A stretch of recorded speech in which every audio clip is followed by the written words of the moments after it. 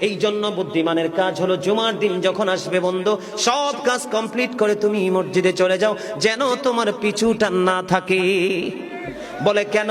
আমাদের দোষের কিন্তু বন্ধু শেষ নাই। জুমার দিনে মুসল্লিরা যায় সবার পড়ে এবং বের হয়, ইমাম সাহেব যখন ডানে বামে সালাম ফেরায়, মনে হয় যেন বন্ধু বিশ্বযুদ্ধ শুরু হয়ে গেছে, কার আগে কে রে বার হয়ে যাবে। অথচ আমার নবীর আদর্শ নিয়ে আমি আজকে ওয়াজ করছি বন্ধু। Disturb, don't disturb me.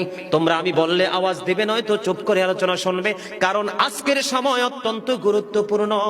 কারণ আমি যদি 5 মিনিট সময় পাই, একটা হাদিস শোনাতে পারবো।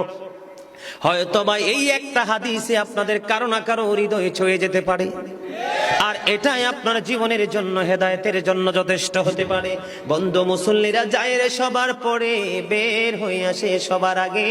এটা মুসলমানের কখনো চরিত্র হতে পারে না। তাকওয়া সম্পূর্ণ ব্যক্তির আদর্শ।